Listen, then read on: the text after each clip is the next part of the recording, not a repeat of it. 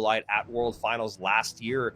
In case you guys don't remember, Mohamed Light lost one game last year at CRL World Finals. Okay, yeah, just that's ridiculous. One game, and that was to a former world champion in LCOP in the very first match of the tournament.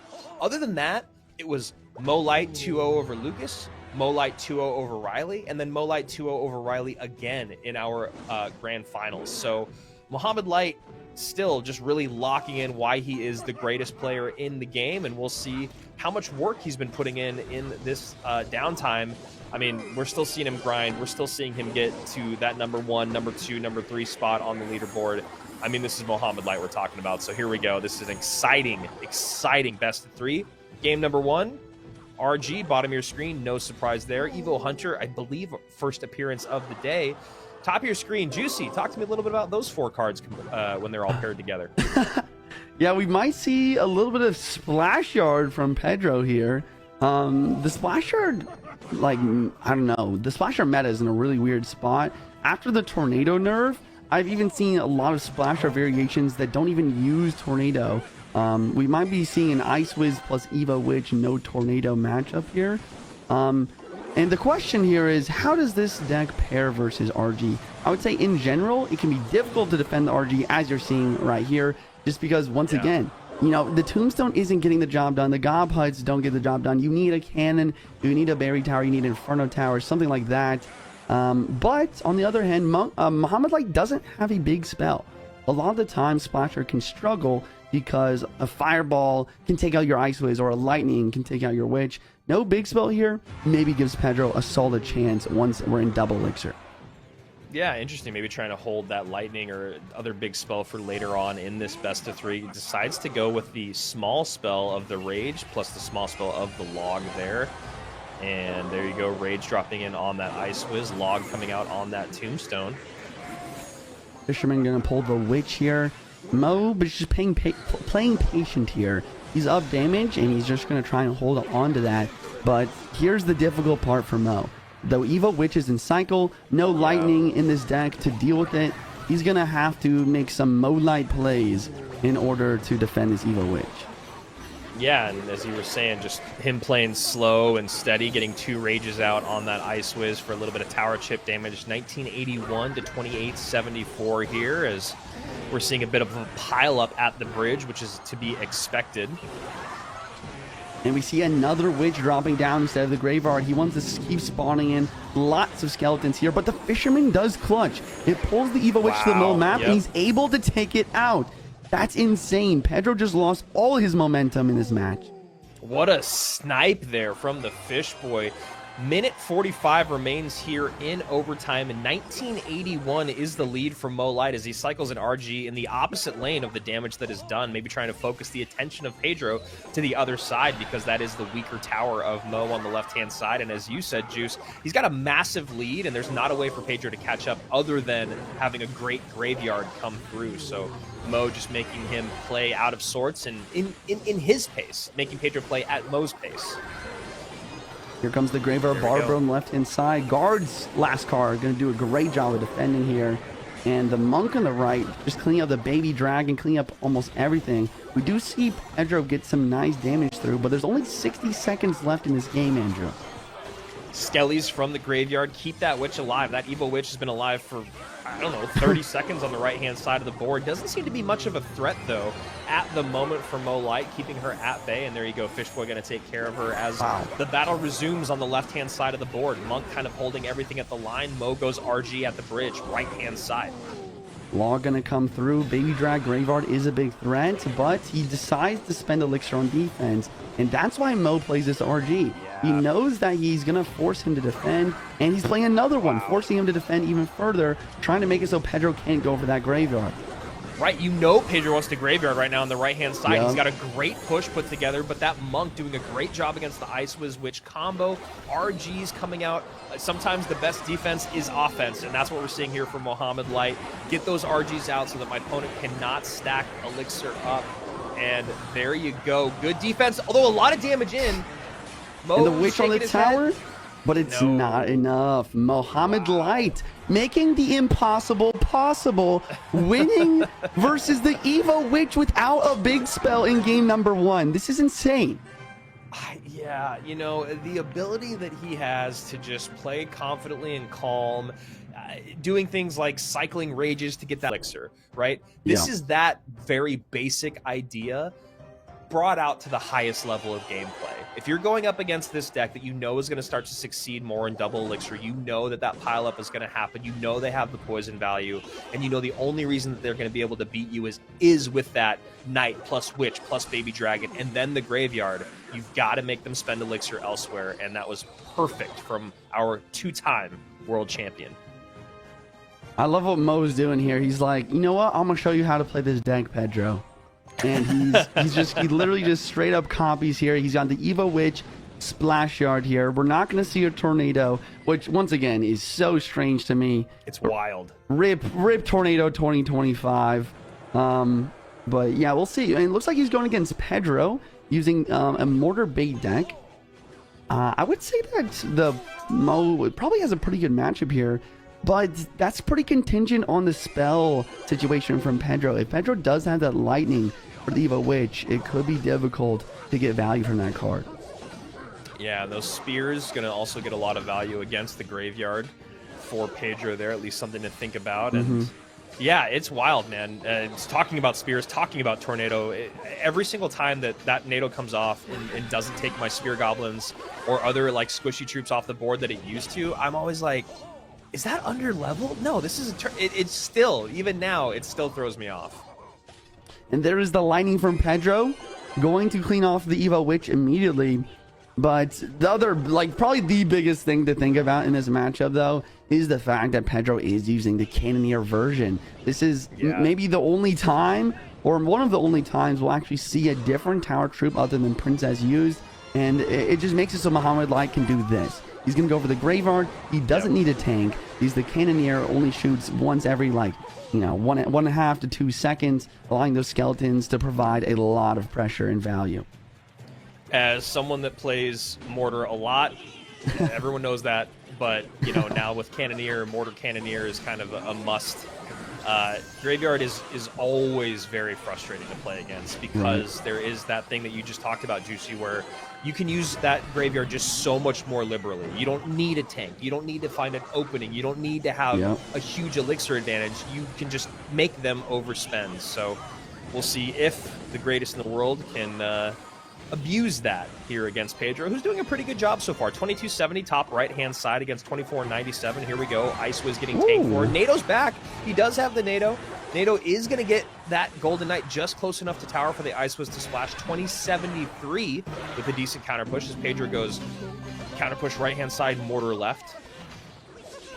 Yeah, I mean, Pedro, we know he is probably the best Mortar player in the game. I mean, whoa, Juicy, whoa. I'm right here. Okay. Second best Mortar player in the game. Andrew's going to take the cake on that. My bad, Pedro. I mean, the facts are the facts. But he's applying a lot of pressure here. He's making it work. And he's trying to do everything in his power to force Mo to defend, similar to what we saw last matchup, to make it so that the Graveyard isn't going to come down as often on those Cannoneers. But here comes the Graveyard nonetheless. Yeah, it's tough. You know, that Mortar in the opposite lane is just so much easier to keep controlled than an RG push to the opposite lane. And Pedro definitely feeling that right now as he goes Mortar again. Tombstone, great distraction there. Gets the Tombstone out early, so it's on those skeletons. Skeleton's going to distract. 1295 to 2154 as an Evo Witch has to come out from Mo Light to take care of that Mortar. And notice the placements that Mohamed Light uses in this match. He's always playing the Witch up high to make it so that the lightning value isn't there. And because of that, Pedro wants to find other ways to defend against the Evil Witch other than lightning it. But that just makes it so it provides even more value. And the Graveyard on the right-hand side just absolutely slaying out here. Wow, and we see Mohamed Light emoting on everyone. This is insane. Look at him. Look at this. This is the Mo that we want. This is it. He's entered his villain era. He's got the BM out. He's got the Princess Shush in game, and I think that Bridge Spam kind of goes with Royal Giant. I think there are some like skills that can translate there to apply pressure. But looks like Asaf is using what he's known for, drill wall breakers. Yeah. And I'm actually a little surprised at this, and I don't know if I love it, because right now I'm looking back at Asaf's battle log, and I'm scrolling for a while now. I'm scrolling back to maybe 30 plus matches ago, and he has run Evo wall breakers, drill, Valkyrie, with cannon. So he's got Tesla here instead of cannon, so that's one change. So maybe he's trying to hold cannon for farther down the line. But I guess in terms of predictability, you've got the guy that's known as being a drill one trick running the one drill deck that he's been practicing with relentlessly. So not sure if that was the best way to go. I can't help but read the chat here. Someone said Asaf playing with one hand is crazy, and the dude thinks he's gonna win already anyways, guys, or lose already.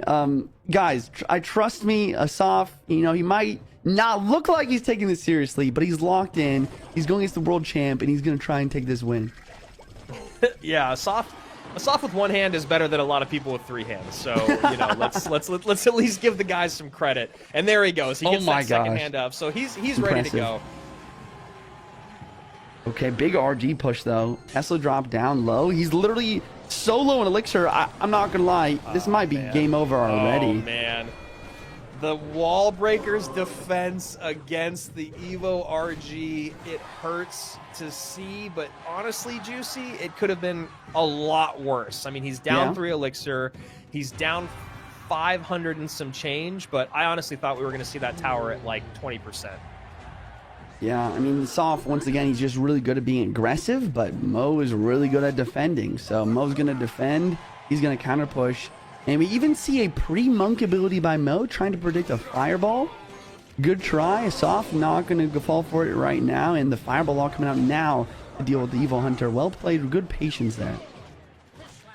Honestly, though, the Evo wall breakers actually did a little bit of damage to the RG because it was Evo and it cleaned up the Hunter. So while it was a super weird play, I think that was one of the reasons why we didn't see quite as much damage come in, as now we see Asaf using that Evo'd Valkyrie to do a much more efficient job cleaning up. Wallbreaker going to connect left side. Never mind. Rage dropping down. Mo very precise in the defense. And somehow being able to get this World Giant to get a connection left side too. He's just extending his damage lead even further. Yeah, Soft was looking for the log for that E-Spirit there, thinking Mo might go log plus E-Spirit with the tank in front, but he instead decides to go the sure route and get damage in. As Soft gets a little bit on that right-hand side, 1338 now to 1989. Guards trying to take out that Monk. And now an Evo or a Drill has to come out on defense as well. Log going to come in for Mo, and that's trouble. Wow. And the RG takes out all the goblins as well, so it does get another hit despite the log from the Soft. And we only have 1 minute and 25 seconds left in overtime, and Mo just continuing to apply massive pressure. Yeah, I don't know. I've always been a person that's been like this, and I don't know if it's a good thing or a bad thing about me, but I really don't love playing your most predictable deck. Right. Not just archetype wise, but also in terms of battle log wise, because I feel like that's just two routes of just like, if your opponent's doing their job at all, they've got to have options in game number 1, and Mo does. He's got 2 small spells and an E-Spirit that is going to make it impossible for wall breakers to ever break through. He's got guards for the drill. He's got tanks on the ground, all the options. So, he's still in it. 1472 to 852 as Mo has 2 RGs on the board. Evo Valkyrie doing a great job cleaning up, but does get pulled. Yeah, I was helping out versus both sides. So Soft trying his best to defend here. He goes for the Valk on the right side to prevent the Hunter. And that means very little elixir for the Evo RG that's raised up in the left. RG rage, boom, boom. And that's another shot. And it's over. It is over. Oh, Mo taking game number 1. Yeah, that was a really well played game by Mo there. Kind of felt like he was in control the whole time. Soft is going to use in game number 2 here. We're hopping straight into it. And we'll see what Mo brings as well. I don't know. The thing that we always say when we're playing against Mo is like, I feel like you do need to get a pretty good matchup, right? Because he's the best player. But It always seems like Mo always just has some really consistent deck picks as well. Yeah, we've said that for years, talking about Mo and his analysts. So here we go, game number 2. After a one-sided game number 1, even though Asaf did feel like he was in the mix. So he's going to go Bar Barrel plus Golden Knight, Miner and Goblin Gang. Okay, Lightning going to drop down the Queen and then immediate dash to try to apply pressure. Roll Hog's going to be used to defend here and attack at the same time. And Asaf, once again, a little bit low in Elixir, playing the gang as soon as he can. Light, I don't believe has roll delivery cycle, but he does have the Barbarian Barrel. Going to clean this up fairly well. And Evo Cage already in cycle, going to deal with that Golden Knight. Goblin gets taken off as well. Interesting that he's using the Evo Cage here.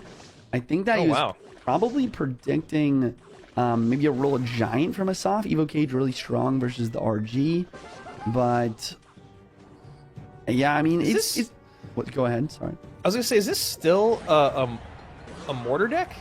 I think so. Yeah. Right. I think so. Yeah. No arrows, no log, but he has the Bard Barrel, and yeah, if it's not mortar, I don't know what it is. The problem for that is that Mo has the Earthquake. He has the Earthquake, he has the roll delivery. This is a great matchup for Mo. It's going to be tough for Asaf to make something happen.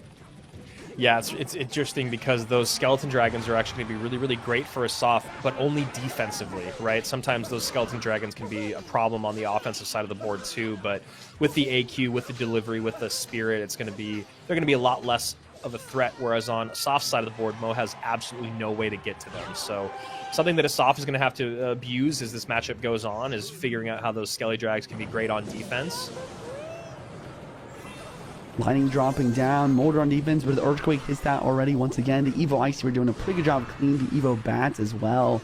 Mo's continuing his prerogative of applying pressure, getting chip damage, and having perfect defense.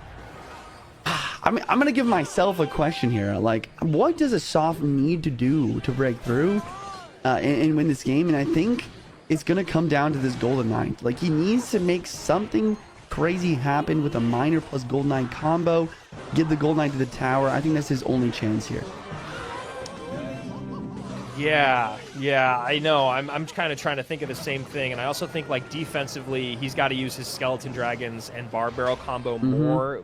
And then that way he can use his mortar offensively. And so that's what he's doing right now, which is really good. But I don't know if it's too little too late, especially because, you know, in this situation, you kind of want to be able to go opposite lane with your mortar because of exactly what we're seeing right there, the Earthquake coming down. But it's really hard to do, and it's really easy to get that mortar distracted. So Asaf just in a really, really tough spot. Going the back, activating the 3-card cycle. Queen up high and a mortar here with a Lightning to try and sneak damage, but Mo's ready. He drops the cage immediately. And once again, I think this is just going to be some more Earthquake value, like you mentioned. It's going to be even more chip damage. And this Miner not really doing much either with the Brawler ready to rumble. But that Evo Ice Spirit gets taken out, so these Evo Bats are a little bit more of a threat. There's the delivery back in cycle, though. It was 3 cards away, but Mo was like, all right, I see the problem now.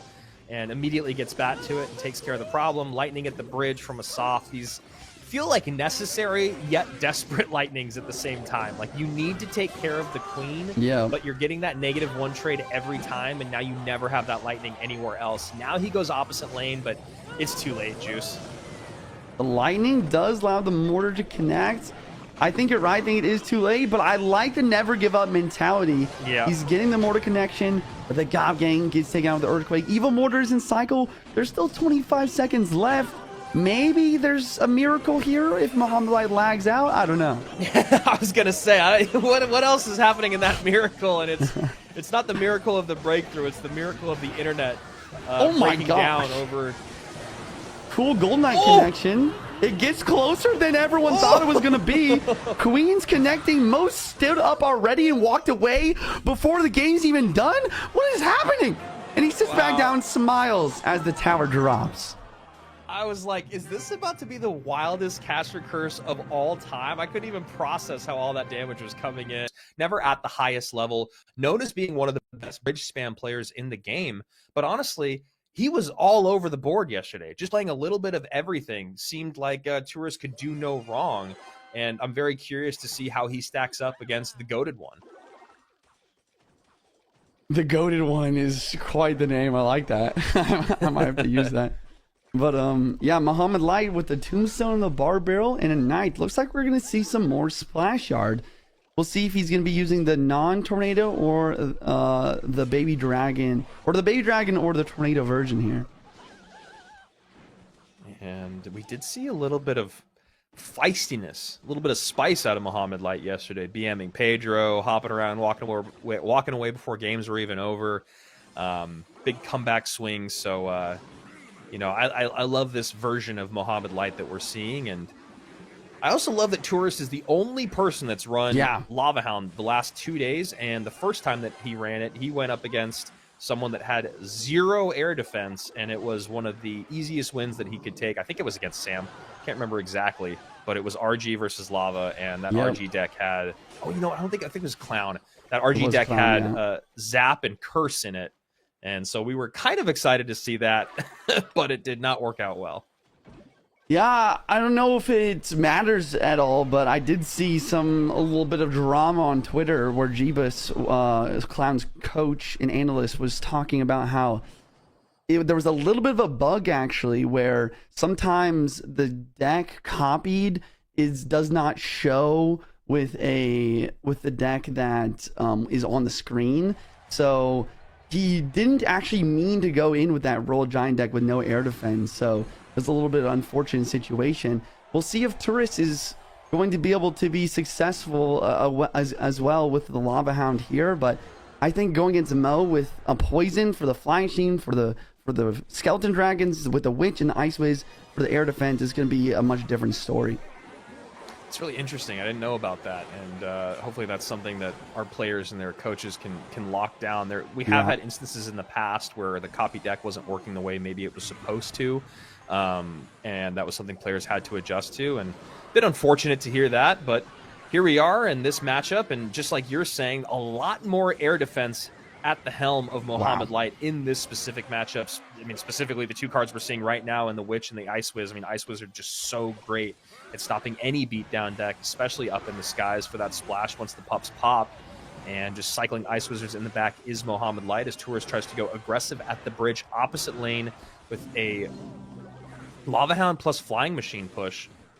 Mo's got the defense locked down pretty well so far, and has to pull the trigger on the poison again. Poison drops down. Witch is in Cycle, and Tourist does have the Lightning, so he's going to drop the Lightning down the Witch immediately, trying to break through for any sort of damage. But the Ice Wiz Tornado is in Cycle once again.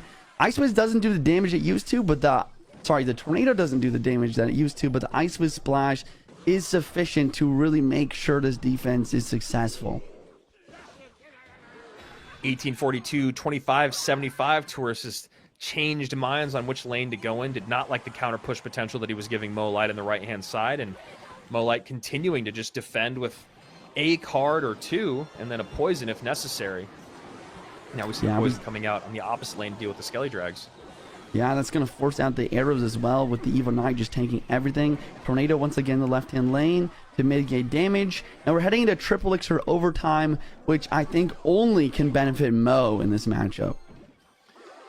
Yeah, honestly, I completely agree. And I'm really impressed with, I mean, it's hard because it's Mohamed Light, where it's pretty hard to be impressed by anything and everything that he does is impressive. But his ability to completely control a Lava Hound plus Flying Machine with just a Witch and then a Knight, or just a Witch and a Tombstone, not hitting panic, not worrying about the damage that he's taking, not overspending. It's really good because you can see Tourist is having a really hard time figuring out how to put together a real offense that's going to keep up in this final 20 seconds. Lightning going to drop down the Ice Wiz with the anti-lightning Witch placement. Graveyard for Mo, plus a poison and a Barbell to apply pressure with only 12 seconds left on the clock. This game's getting a little bit more close than I thought it was. The Tornado doesn't do that much damage. The arrows come through, and there's a Lightning in Cycle. Tourist making an upset here in game number 1. Wow. I don't even know. It felt like Mo had that so under control the entire game. Lanes. He already got so much damage to the right-hand side. And also, it's fairly difficult to get damage in that matchup versus the Valkyrie, the guards, the Skelly Drags, the arrows. So I think Mo made the right play to play in the opposite lane or continue to do that.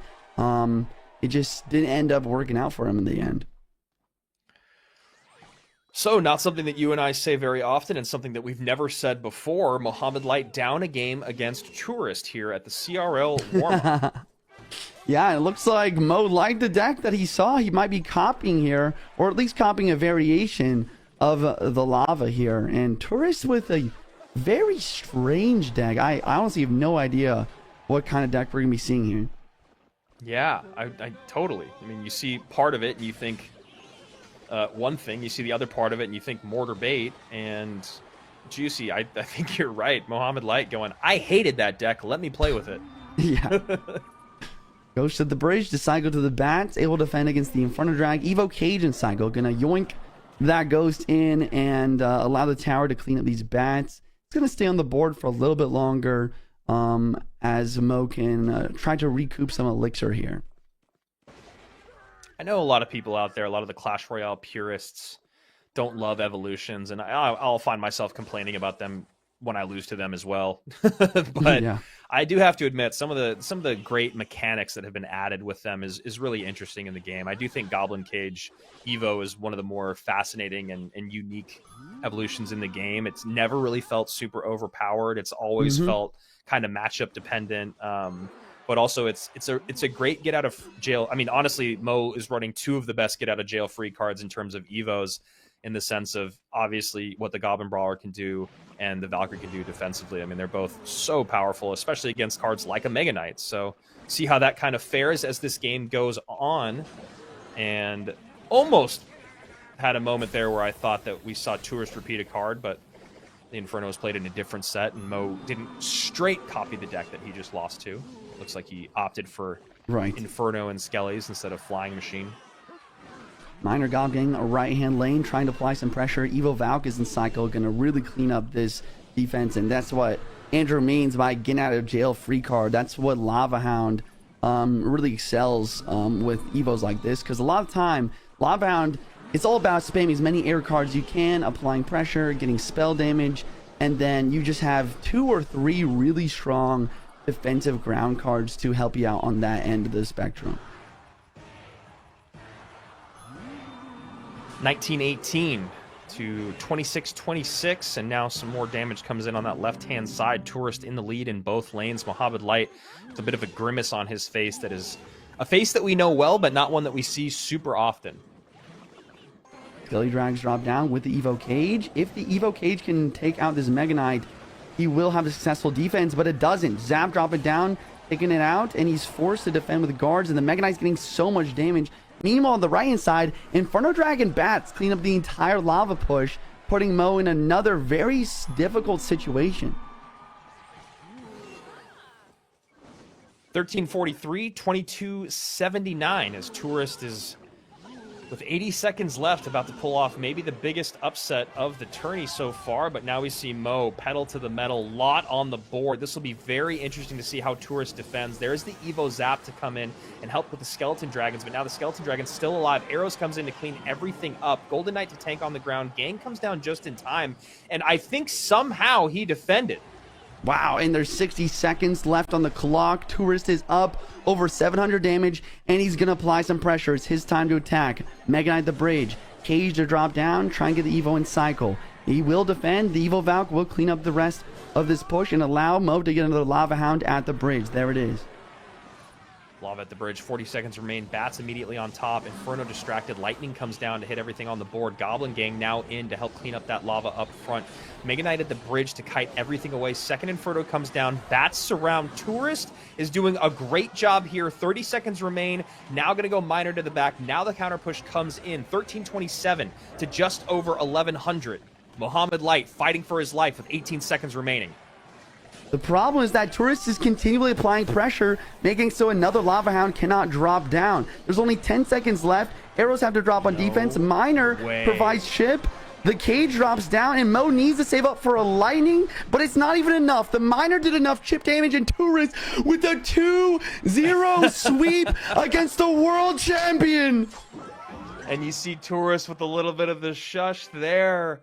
What a run for this young man. Really impressive, especially in that Gob Giant meta that we were in. And then, unfortunately, Pedro fell to Mugi in the upper bracket grand finals reset. So that is how Pedro got to where he is. Him and Mohamed Light, unfortunately, in that year, did not run into each other. So this is a fun matchup for us. But they did run to each other in round 1 of this tournament. I believe Mohamed Light 2-0 Pedro here. So Pedro's got a lot to prove. He's going in for the Goblin Drill right away to try to apply some pressure. Looks like we have a Goblin Drill mirror matchup here. This is going to be fun. Yeah, Goblin Drill mirror matchup, but 2 different looks. Pedro going for the popular look on the day, and Mo going for the look that you and I yesterday, I mean, who knows what the other 2 cards are going to be, but just Demolisher in general feels like a card that is not quite going to work, or at least it didn't work yesterday, but if one person can make it work, it's Mohamed Light at the bottom of your screen, and you're absolutely right, Juicy. A very quick 2 up, 2 down for Mo versus Pedro yesterday in the first round of the bracket. Tesla 7 in the middle of the map. Mohamed Light trying to just get ready for some solid defense. He's going for the Goblin Drill to apply some pressure as well. Would not be surprised to see a snowball come in. No, he goes for the poison instead, predicting the guards, trying to get some goblins on the tower. Yeah, I like that poison. You know, he's down a few elixir. So we see Pedro go hyper-aggressive here at the bridge. Demolisher plus Goblin should do a good job there. He has to Evo Snowball on defense. Wow. And Mo able to recover mostly. Yeah, I mean, I don't hate this play. Obviously, I would like to see the Evo... Oh, and the pre-Mighty Miner predicting the Evo Bomber. Nice. And he's got a double Goblin Demolisher here. Maybe he can actually make a counter push off this.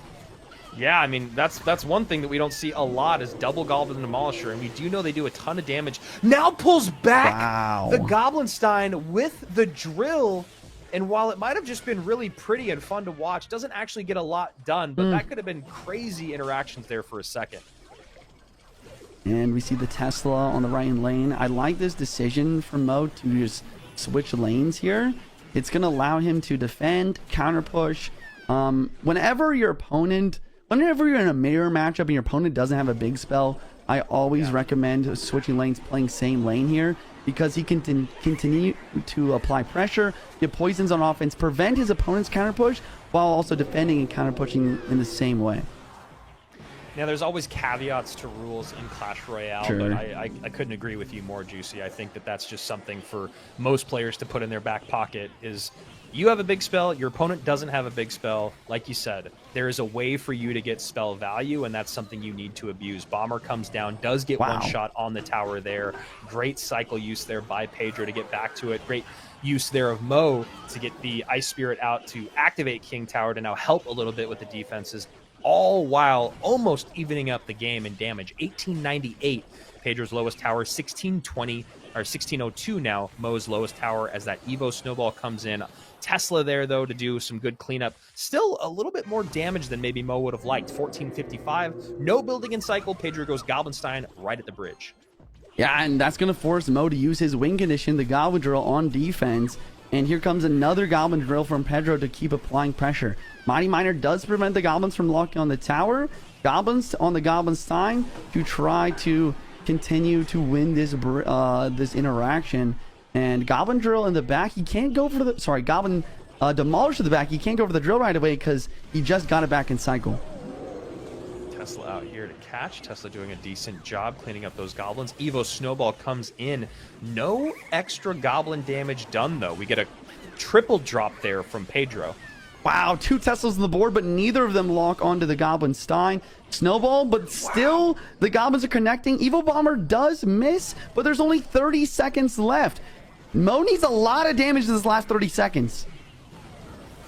And another snowball, Evo snowball is in with the Evo Ice Spirit. So great defense there for Mo, but I don't think he's going to get enough damage. He's got so much down. Poison really the only thing ticking away. Second drill comes in because that Mighty Miner is on the board, but the Goblin Sign is there. The ability is popping. Guards are there as well. Poison comes down. Ooh, and that was pretty dang close. Poison not going to have enough time. Mohamed Light loses this by 100 and some change. Wow. Mohamed Light. I don't even know what to say. I mean, he played well at the end here with a lot, just abusing the 3-card cycle. Goblin hit. There was only like once or twice where that goblin hit didn't come in. So really, really well played. Exactly what you want to see between the two best in the world, or two of the best in the world, excuse me.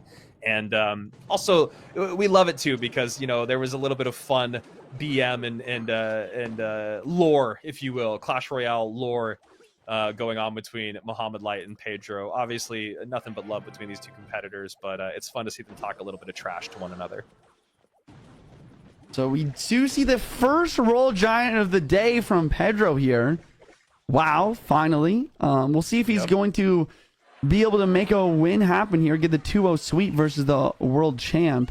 Mo, on the other hand, with a pretty solid minor Fireball, maybe minor Rocky, does not have poison as an available option for spell.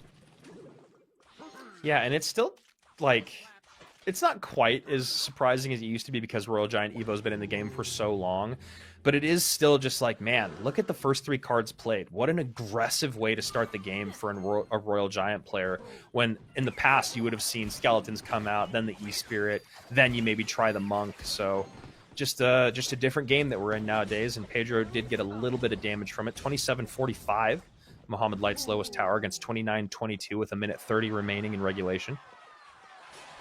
I do like this matchup for Mo. I guess it does kind of depend on what his big spell is, but if you look at Mo's lightning, I was thinking that. I was like, what are the chances we see a lightning here? Lightning would be solid. He's very strong versus the Evil Hunter.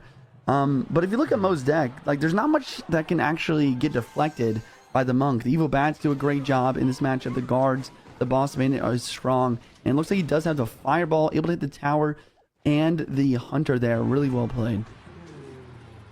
So version of this deck was pretty popular. I believe it did have Lightning in it, the one that was run regularly on the leaderboard, but makes sense if Mo's thinking about getting to game number 3, which he is, because he wants to win this game number 2, might want to pull out Lightning in game 3. Yeah, on the other hand, Pedro probably has a Lightning as well, so that's definitely something that Mo's going to have to watch out for when it comes to his building placements. Nope, it is a Fireball. It's going to drop down, take this cannon, and allow the RG to get one shot here. Really good value from the Evil RG there. Yeah, and you see Mo doing, we've watched so many of his matches now that his body language and his general expressions speak volumes at this point. I feel like we're like those lip readers you see on TikToks and stuff. And you could tell that he's definitely feeling a little frustrated right now with the way that his defenses are kind of unfolding. He's getting that Mohamed Light grimace that you see when things just aren't quite going his way. He's taking more damage than he wants, especially with a deck like this where your win condition is the Miner and kind of the Boss Bandit, but against someone like Pedro, that Boss Bandit feels like a lot less of a win condition than it would normally. Here we see the cannon place one tile up in the opposite lane to prevent Fireball from hitting the tower and the cannon at the same time. It's a solid defense. Hunter won't get a shot, but Mo, this is not the situation Mo likes to be in. He doesn't like to be down damage in overtime. He likes to be up damage with really solid defense. And he's going to have to find some way to break through here. Yeah, that's actually a really great point that you make about Mo. He usually does come out to the lead earlier in the matchup and then hold on and, get in a spell at the end. Like you said, he usually just spends a lot of that time defending, but this is not the case you want to be in, and this is also not the situation Mohamed Light likes to play from. A little bit late on the log there. Wow. Knew the E-Spirit was going to come for the bats. E-Spirit gets there just in time, and now that Evo RG will get a shot, and it does. 1566, 2175. A lot of damage coming in here on the left that Mo has to sacrifice. And the Hunter's going to get another hit too. Now the left side is the most HP done. He's going to go for the Boss Man ability right away, but the Fisherman's ready for the Miner. Fireball onto the Fisherman to try to break through, but it's just not enough. And here comes a Roll Giant from Pedro immediately. And I was just going to say, correct me if I'm wrong, Juice, but I'm pretty sure this is also going to be a spot where Pedro wants to switch lanes, not only because it's the weaker tower, but it's the weaker tower in the same lane that that Mo's trying to work on. And so the spell value, the hunter value, the counter push value is also much better. Fireball inbound, 16 seconds left in the clock. Evil Hunter's in cycle blocking the lane. The Monk is getting more chip damage, as well as with 3-card cycles, Pedro's going to cycle back to his Fireball quicker. He also catches the Miner of the Skeletons. Fireball from Mo, Fireball from Pedro, and Pedro taking down the world champion, making it through to the lower bracket finals. And you can see both of the expressions on their face of exactly how they feel right now. Pedro looking like he just won the CRL warm-up, which honestly beating Mo